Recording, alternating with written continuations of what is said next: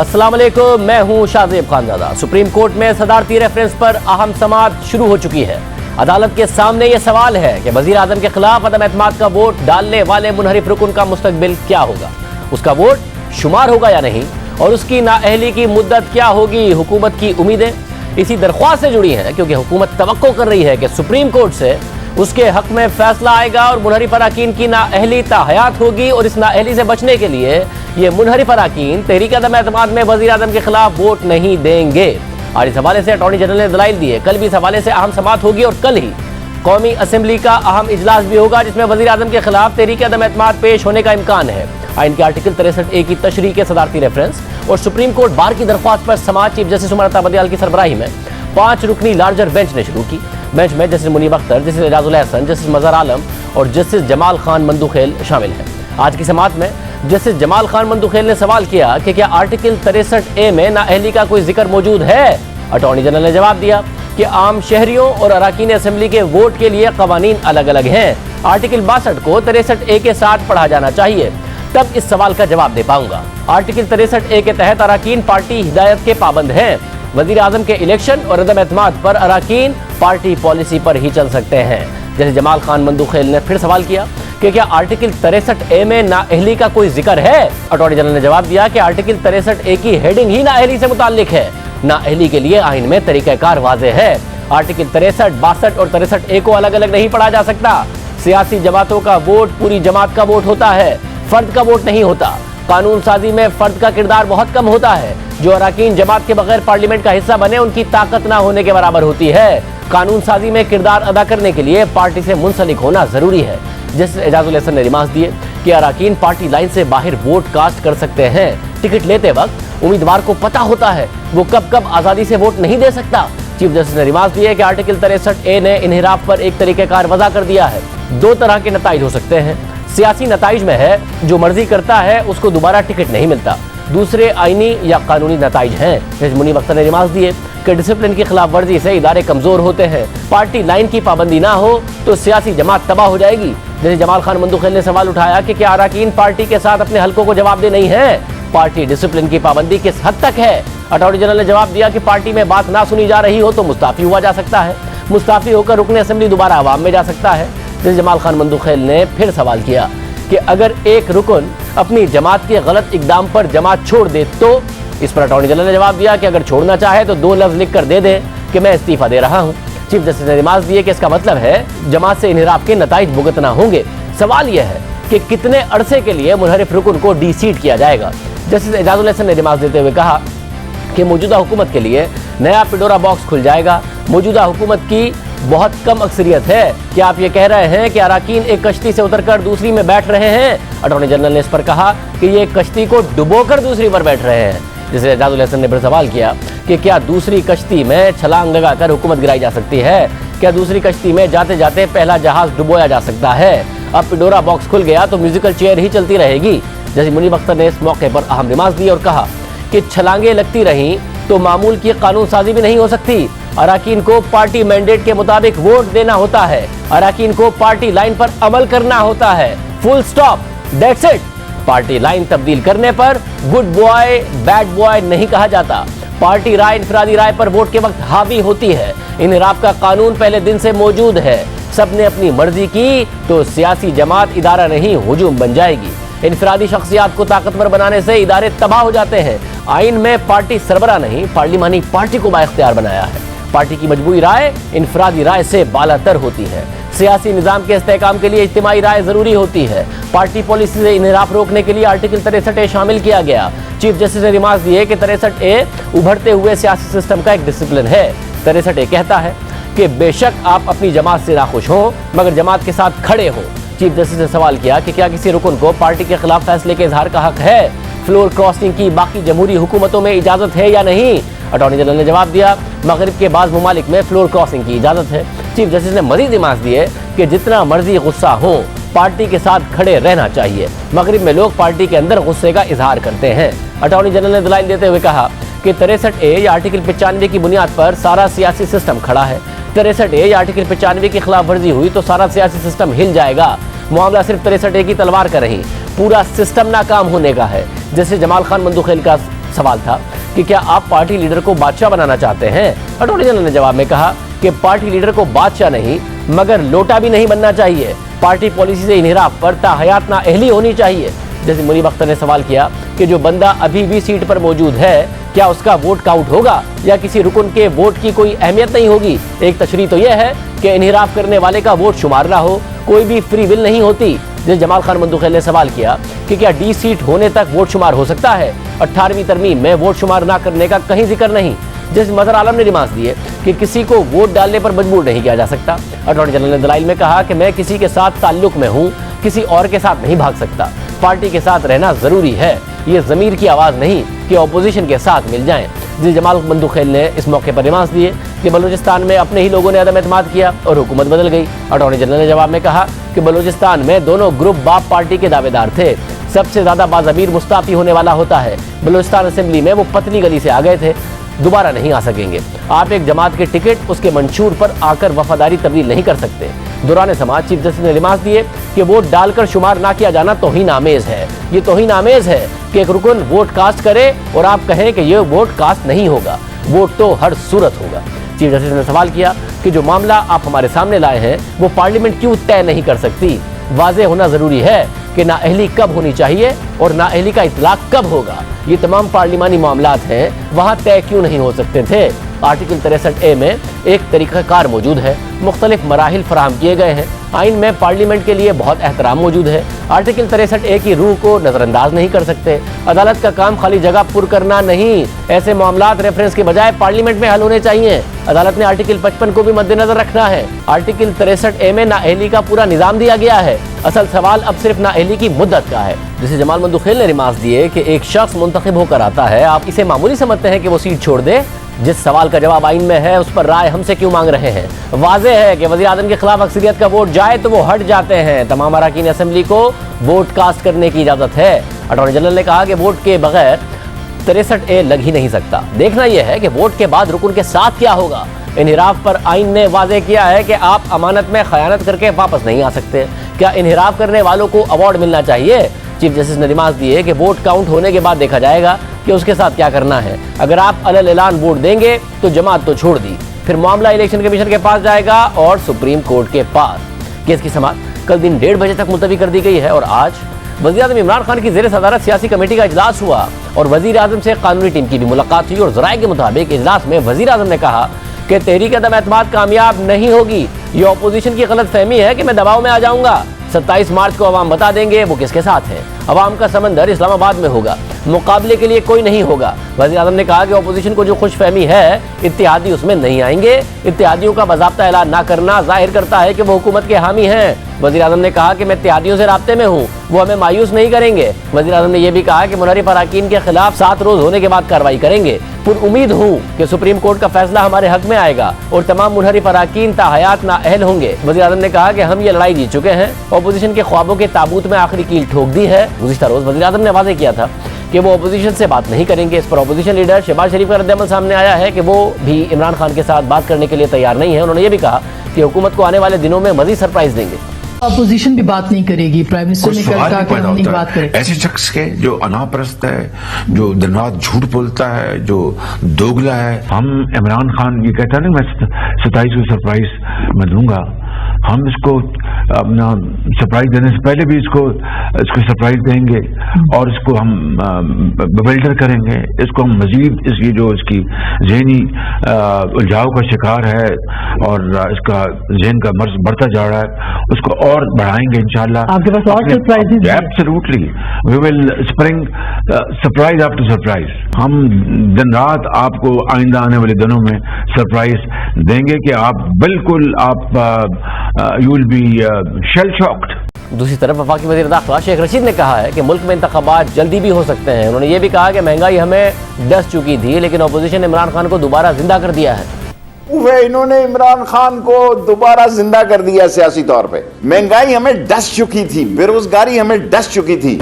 इमरान खान ने जो बयानिया खुददारी का और आज़ाद खारजा पॉलिसी की दिया है, सारी कौम उसके साथ खड़ी हो गई है। तो कहाँ गए लोग जो लंदन से बैठ के फौज को गालियां देते थे?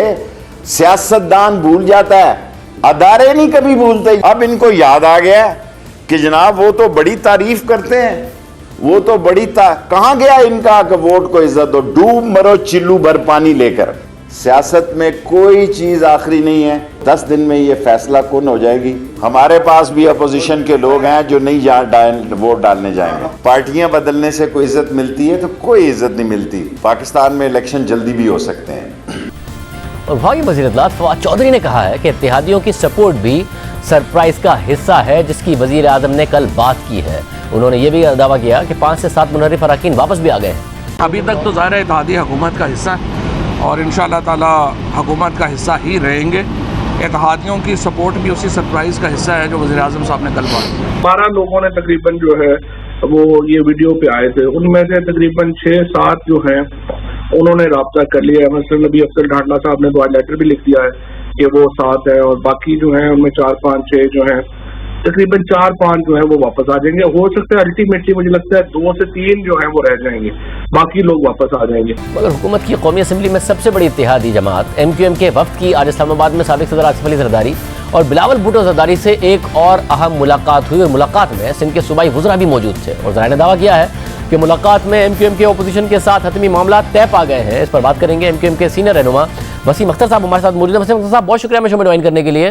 ज़ाहिर आपकी मुतादिद मुलाकातें MQM की हो चुकी, आज भी आसिफ जरदारी साहब से मुलाकात हुई, फिर पीपल्स पार्टी के ज़राए से खबर आती है कि मामला सारे तय पा गए हैं, मगर फिर MQM की तरफ से होता है कि नहीं जी अभी और सोच रहे हैं। आज वज़ीर आज़म ने भी कहा कि इत्तेहादी हमारे साथ खड़े हैं, कल के इजलास में भी कहा जा रहा है कि आप लोग शिरकत करेंगे। तो अपोजिशन भी कह रही है आप उनके साथ हैं, हुकूमत भी कह रही है आप उनके साथ हैं, कहाँ खड़े हैं आप? कल भी मुलाकात हुई थी, आज भी हुई है, गवर्नमेंट से हुई थी कल। आज जो पीपल्स पार्टी से मीटिंग हुई थी उस पे जो उनका मैंने भी आपकी चैनल में देखा था, एज सच उस डिसीजन पे अभी पहुंचे नहीं हैं हम लोग। जरूर बातचीत हुई है और उसकी वजह है उसमें जो हमारे इश्यूज हैं, जो पॉइंट्स हैं, उसको एक लेजिस्लेशन भी चाहिए, तो उसकी तैयारी के लिए हमारे भी लोग बैठे हैं, उनके भी लोग बैठे हैं, उस पे काम हो रहा है। और अभी हर चीज वर्बल है।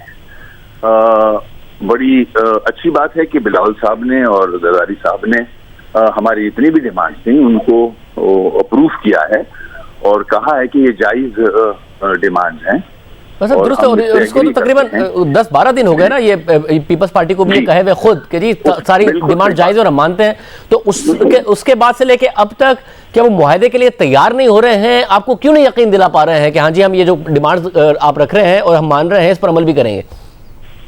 उसमें डिले जरूर हुआ है और मैं समझता हूँ हमारे दोस्तों की तरफ से ही हुआ है डिले। अब उसमें मसला ये है कि फिर कल हुकूमती वफ्द भी आपसे मिला और आज वज़ीर आज़म कह रहे हैं कि इत्तेहादी हमारे साथ ही खड़े हैं, तो कल क्या हुकूमती वफ्द से भी बहुत अच्छी मुलाकात हुई? उन्होंने भी कुछ ऐसा ऑफर किया है कि जिसकी वजह से आपको लगता है कि आपके मुतालबात जो पीपल्स पार्टी से हैं मुख्तलिफ, जो आप बार बार बताते रहे हैं, वो हुकूमत भी मानने को तैयार है और आपको कुछ वहाँ भी उम्मीद है? हुकूमत से बिल्कुल अच्छी मीटिंग हुई थी, आज भी इत्तेहादी तो हैं हम बिल्कुल। और डिस्कशन में जो हालात हैं जो आप भी देख रहे हैं टेलीविजन पे, उनके जो MNAs हैं जो उनको छोड़ के चले गए, उस हवाले से भी हमारी बात हुई, उनके नंबर्स के हवाले से भी बात हुई। बिल्कुल हम आज तो साथ हैं, मगर हालात को देखते हुए शाहजेब हमें भी उस पे नजर रखनी तो है ना। जहां तक सिंध से पर्टेन करने वाले हमारे इश्यूज हैं, जाहिर है वो तो PTI नहीं पूरे कर सकती, तो हमने इसीलिए पीपल्स पार्टी गवर्नमेंट के साथ हम बैठ रहे हैं। जो देरीना मुतालबे रहे हैं, like implementation of supreme court order 4060 का इन लेटर इन स्पिरिट इम्प्लीमेंटेशन, और 2-3 ऐसे इश्यूज हैं जो कि देरीना हैं और इसकी वजह से आपको पता है ना कि अगर वो रिटर्न में भी आपसे प्रॉमिस कर लेंगे तो बहुत मुश्किल है कि पीपल्स पार्टी उन वादों पर अमल कर रही होगी। आप तहरीक इंसाफ के साथ भी तो हुकूमत में तहरीरी मुआहदे के बाद ही आए थे ना, उन्होंने कौन से वादे पूरे कर दिए? ये तो हमारा एक्सपीरियंस है, चाहे वो PMLN हो, पीपल्स पार्टी हो या PTI हो, उस तरह से मुतालबे कभी पूरे नहीं किए गए। तो आप लिखवा लें, क्या फर्क पड़ जाना है, लिख के दे देंगे, उसके बाद नहीं करेंगे फिर क्या होगा? वो तो आवाम के सामने तो आएंगी सारी चीजें कि आज अगर जो मुतालबे साल इन जमातों के सामने रखे और उन्होंने अप्रूव नहीं किए, आज जरूरत पड़ी तो वो सारे उन मुतालबों के साथ एग्री कर ही रहे हैं। हम ये आवाम के सामने रखेंगे और फिर हमारी सोच ये है कि हम जितने भी स्टेक होल्डर्स हैं, मुल्क के पॉलिटिकल बड़ी पार्टीज हैं, उनके जितने भी सरबराह हैं, हम उनको साथ बिठाएंगे इस हवाले से। आपको ज्यादा उम्मीद इन्हीं से है कि ऑपोजिशन कर सकती है, तो ये कहा जा सकता है कि आपने फैसला नहीं किया है मगर इस वक्त आप ऑपोजिशन के ज्यादा करीब हैं? मैंने शाहजेब कहा कि हमारे मुतालबे पूरे कर दें, हम फिर डिसीजन लेने के काबिल हो सकते हैं। तो कौन इस वक्त आपके मुतालबे पूरे करने के ज्यादा करीब है, हुकूमत या ऑपोजिशन? मेरे ख्याल में देखें, हुकूमत के पास तो वो नहीं है। 18 अमेंडमेंट के बाद तो जो इशू हमारे साथ हैं वो सूबे से रिलेट करते हैं, वो तो पीपल्स पार्टी के पास हैं। जाहिर है कुछ ऐसी चीजें हैं जो फेडरल गवर्नमेंट से पर्टेन करती हैं, तो अगर देखा जाए तो जाहिर है ऑपोजिशन की तरफ ही नजर जाती है। तो इसलिए इस वक्त आपका झुकाव ऑपोजिशन ही की तरफ है। अगर वो वादे पूरे कर दें जो वो वादे कर रहे हैं, उनको रिटन फॉर्म में आपको गारंटी दे दें, तो रिटन फॉर्म में गारंटीज भी दें और जो इम्प्लीमेंट हो सकते हैं फौरी नौयत के, वो उसको इम्प्लीमेंट कराएं। और जो टाइम दरकार है जिसमें वो फिर हम सारी सियासी जमातों के लीडरान के सामने रखेंगे, ताकि पाकिस्तान की आवाम को और ख़ास तौर पर सिंध की जो अर्बन एरियाज में लोग रहते हैं उनके सामने इस इशू को लेके आएं। उनको भी पता होना चाहिए कि ये मेजर पार्टीज हैं जो MQM के वोट जिनको दरकार हैं, उन्होंने जो वादे किए हैं वो फुलफिल करते हैं या नहीं करते। और इस हवाले से काफ लीग से भी आपका राब्ता है, वो क्या फैसला कर रहे हैं? मिलके हो रहा है या अलग अलग ही कर रहे हैं अपनी मुलाकात और आपस में राब्ता में? हमारा तय तो हुआ था कि हम कंसल्ट करेंगे एक दूसरे को, मगर जाहिर है वो एक सियासी अलग जमात है, हम अलग जमात हैं। हमें फैसला करना होगा तो हम आज़ाद हैं फैसले के। और क्या वसीम साहब, फैसला ना करने की एक वजह ये भी है कि आखिर तक पता नहीं है कि जो फ़ोन कॉल है वो आ ना जाए, कि झुकाव किस तरफ है, जो न्यूट्रलिटी है वो आप लोगों को भी मुश्किल में डाल रही है कि फैसला करें तो क्या करें? शायद ऐसा नहीं है। मैं पहला पॉइंट आपके साथ एग्री करूंगा, कंफ्यूजन है, नंबर्स किसी को भी नहीं पता। इवन जो ऑपोजिशन है या गवर्नमेंट है उनको अपने नंबर्स पूरे नहीं पता अभी तक, कंफर्म नंबर्स किसी के पास नहीं है। वो कंफ्यूजन तो है, उस पर मानता हूं मैं, मगर न्यूट्रलिटी की बात नहीं है। अब हमारी अपनी मर्जी है कि अब हमें डिसीजन लेना होगा अवाम के मसाइल को हल करने के लिए। और हुकूमती वज़रा जो हुकूमती वफ्द आया वो आपको परेशान नजर आया कि हुकूमत जा सकती है, ये कंसर्न नजर आया उनमें आपको? मेरे ख्याल में परेशानी तो है ना शाहजेब, चाहे वो PM साहब हों या कैबिनेट हो, परेशानी तो नजर आ रही है। उनके अपने MNAs थीरी पे नजर आ रहे हैं इधर उधर जाते हुए, तो बिल्कुल परेशानी तो है उनको। बहुत शुक्रिया वसीम अख्तर साहब हमारे साथ मौजूद थे। कितना करीब है और किस हद तक पीपल्स पार्टी और नून लीग कॉन्फिडेंट है, इस पर बात करते हैं ब्रेक के बाद। ब्रेक से पहले MQM के रहनुमा वसीम अख्तर कह रहे थे कि गारंटीज चाहिए। आज जो मुलाकात हुई MQM की इस्लामाबाद में आसिफ जरदारी साहब और बिलावल भुट्टो जरदारी साहब से, उसमें सईद गनी साहब भी मौजूद थे।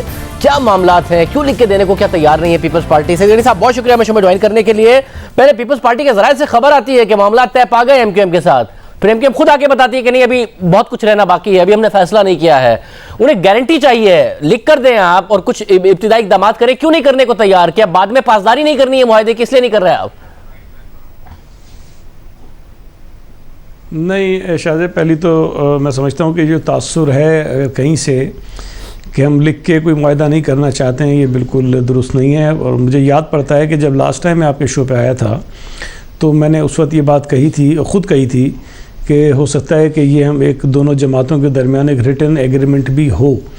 और मैं आपको ये बता रहा हूँ कि रिटन मुआहदा हो जाएगा, एक आध दिन में हो जाएगा। और जो चीज़ें MQM ने हमारे सामने रखी थी, मैंने उस वक्त भी कहा था कि उनके जो मुतालबात हैं उनमें कोई ऐसी चीज़ नहीं है जिसके ऊपर हमें कोई शदीद एतराज़ात हों या जिसको हम ना करना चाहते हों। उनके जो भी मुतालबात हैं वो मजमूई तौर पर इज्तिमाई सूबे के हवाले से लोगों की बेहतरी के लिए हैं। डोमिसाइल का इशू ज़ाहिर उनका भी है, हमारा भी है। नौकरियों में जो 40-60 अर्बन रूरल का कोटा है उसको इम्प्लीमेंट होना चाहिए, कानून में लिखा है, रूल्स में है ये। अगर वो कहीं नहीं हो रहा उनका ये ख्याल है तो हमें इसको यकीनी बनाना चाहिए कि ये हो। लोकल गवर्नमेंट के कानून पे वो कहते हैं जी सुप्रीम कोर्ट की रोशनी में उसको अमेंड होना चाहिए, हम पहले ही करना चाहते हैं। हमने सुप्रीम कोर्ट के फैसले को चैलेंज नहीं किया, हमने रिव्यू के लिए हम नहीं गए। उस पर वैसी असेंबली में कमेटी बनी है, लेकिन अब एमक्यूएम के साथ अगर हमारी बात हो रही है तो उनके साथ बैठ के इसको हम आगे बढ़ा देंगे। और जितनी चीज़ें उन्होंने कही हैं उस पर रिटर्न मुआहदा हमारा हो जाएगा। और अगर किसी ने ये तासुर लिया है कि पीपल्स पार्टी रिटर्न में नहीं करना चाहती, तो तासुर बिल्कुल गलत लिया है। हम पहले दिन से समझते हैं कि ये रिटर्न में होना चाहिए, और हमारी तो ख्वाहिश है कि वो सिंध हुकूमत में शामिल हो और उसका हिस्सा भी बने। तो क्या इस हवाले से भी बात हो रही है कि मुमकिन तौर पर एमक्यूएम इस हुकूमत को अगर आप गिराने में कामयाब होते हैं तो सिंध हुकूमत का भी हिस्सा बनेगी? देखिए, अभी तक तो मैंने पहले भी बताया था कि ना तो उन्होंने ये डिमांड की है कि उन्हें हुकूमत में वजारतें दी जाएं, या हमने अभी तक उनको ऑफ़र नहीं की, लेकिन हमारी ख्वाहिश ज़रूर है। और यकीनी तौर पर अगर हमारा एक उनके साथ कोई मुआहदा हो जाता है जिसमें बहुत सारी चीज़ें हमने मिलकर करनी है, तो फिर शायद ज़्यादा बेहतर हो जाएगा कि अगर एमक्यूएम गवर्नमेंट का हिस्सा बनेगी तो वो बेहतर तरीके से उस पर अमल दरामद में भी अपने आप को शायद वो ऑन बोर्ड महसूस करेंगे और काम आगे बढ़ जाएगा। और इस वक्त कितना आप समझते हैं, आज मुलाकात के बाद भी इस बात का कितना इम्कान है कि आपके और एमक्यूएम के मामला तय नहीं पाएंगे? इस बात का कितना इम्कान है? 0%। तो फिर वजह क्या है कि उनकी तरफ से ऐलान नहीं हो रहा? आप लोगों ने आज कहा कि ऐलान कीजिए।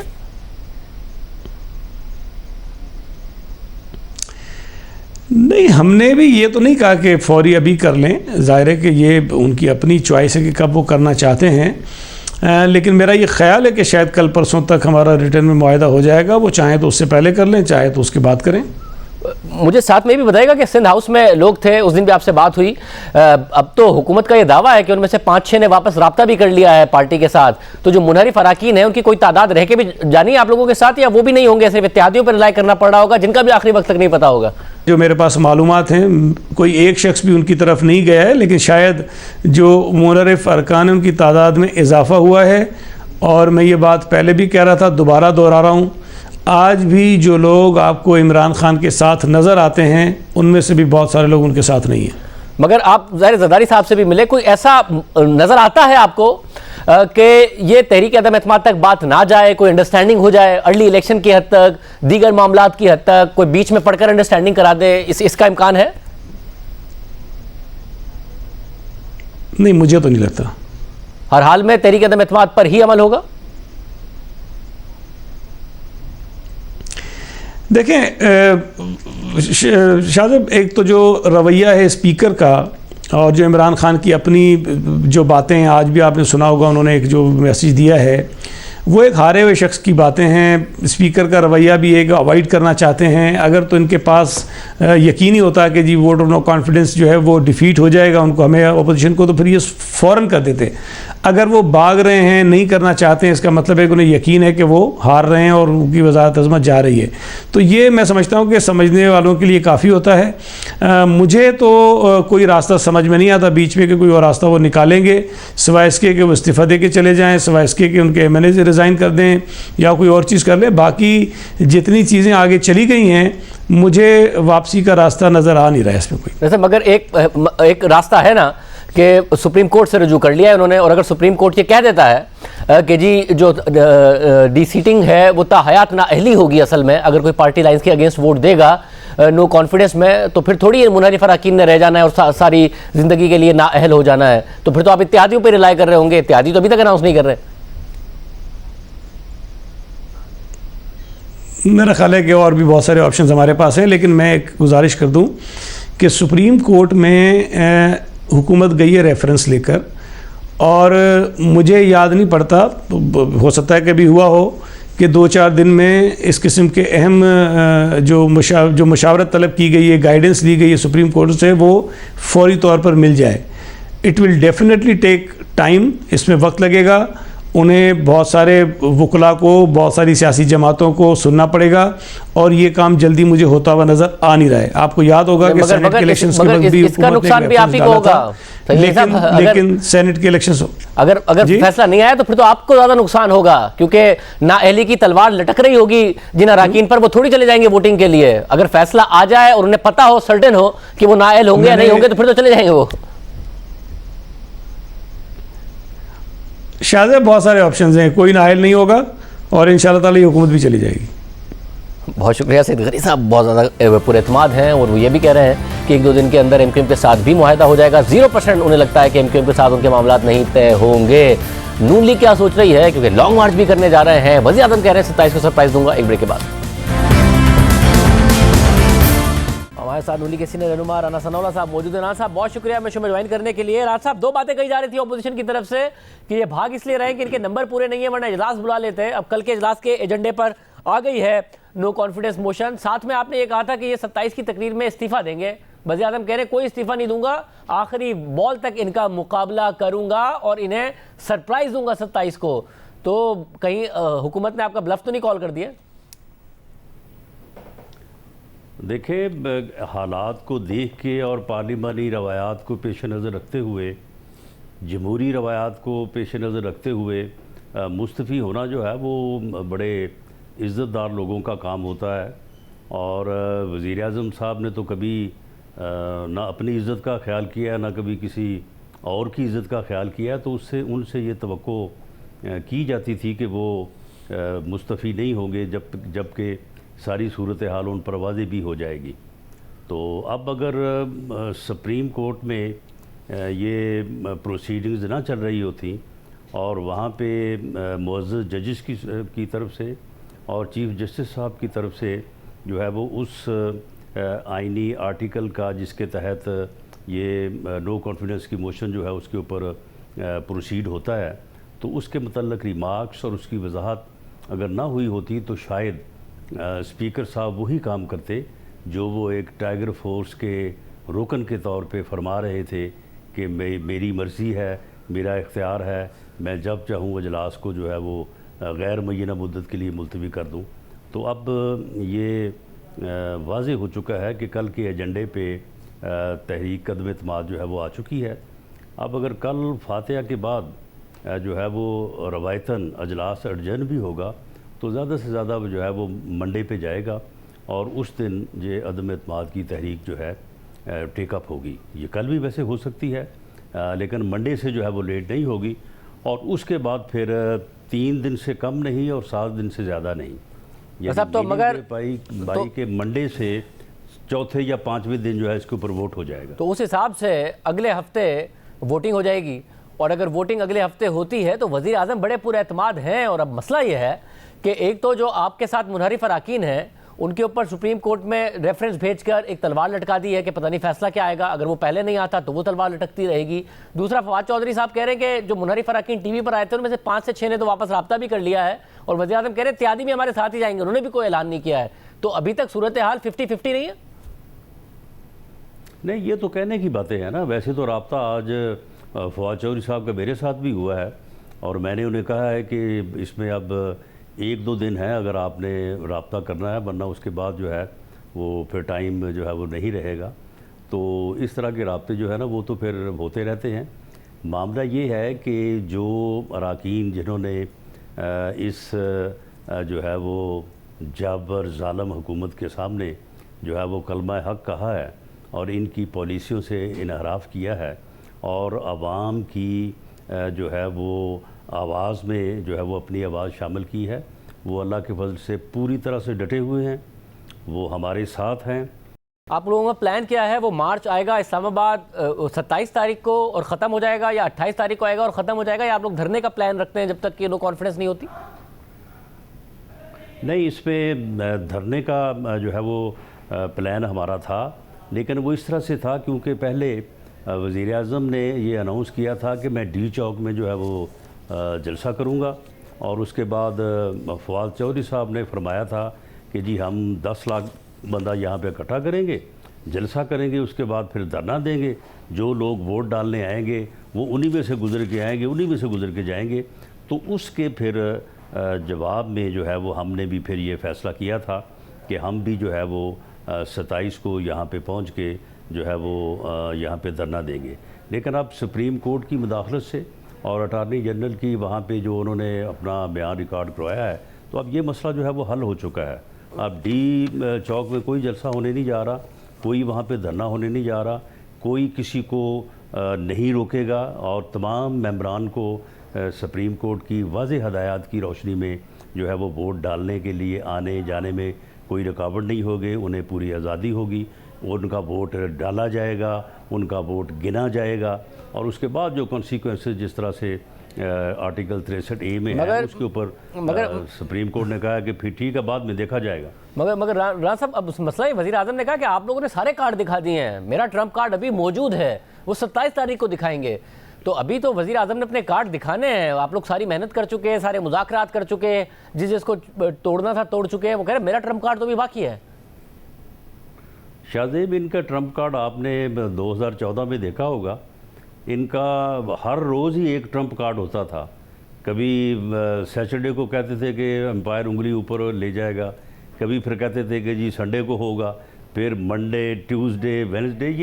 ये इनकी पुरानी आदत है कि इस तरह का ब्लफ करना, इस तरह की गुफ्तगू करना, जो बात करना उसके बाद उसके ऊपर कायम ना रहना, यू टर्न लेना, जो बात आज कर रहे हैं कल बिल्कुल उसके उल्ट करना, और जितनी यानी डिटाई से आज बात एक करना उतनी ही डिटाई से उसको अगले दिन उसकी तरदीद करना या उसके बरक्स बात करना, ये तो इनका एक खासा है।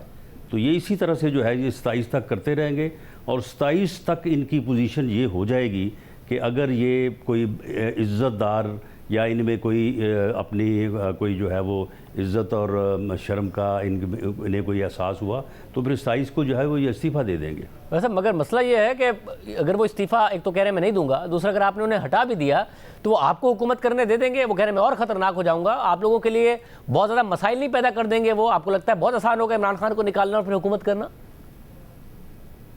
शाहजेब, ये जो इस किस्म की बातें कर रहे हैं ना, और ये वो टाइगर फोर्स जो उन्होंने बनाई है, ये जाली टाइगर फोर्स है, ये सारे जाली टाइगर हैं। आपको पता है कि जब ये उस वक्त 2017 में जब ये वहाँ पे घराओ जलाओ और बड़े ख़तरनाक मूड में थे और बड़े ख़तरनाक बन रहे थे, तो एक दिन यहाँ पे इस्लामाबाद इनका झगड़ा हो गया पुलिस से, तो इन्होंने ख़तरनाक बनते हुए पूरे मुल्क में जो है पहिया जाम की और पूरे मुल्क में एहतजाज की जो है वो काल दे दी थी। तो जब हमने जो है वो प्रीएम्प्टिव एक्शन इनके ख़िलाफ़ जो है वो लिया तो पूरे मुल्क में पत्ता नहीं हिला था अगले दिन। ये टाइगर फोर्स जो है ये नज़र नहीं आएगी, ये हुकूमत से जाने की देर है। अगले 2-3 दिन में कुछ भाग जाएंगे और बाकी जो रह जाएंगे वो अपने जो उन्होंने इस मुल्क को लूटा है, जो यहाँ पे जुल्म किया है, तो उसका हिसाब देने के लिए वो सब पकड़े जाएंगे। बहुत शुक्रिया सनउल्लाह साहब की गुफ्तगू आपने सुनी, हमने हुकूमत को भी दावत दी, वो प्रोग्राम में नहीं आया। आज के प्रोग्राम में इतना ही, याद दीजिए। अल्लाह हाफ़िज़।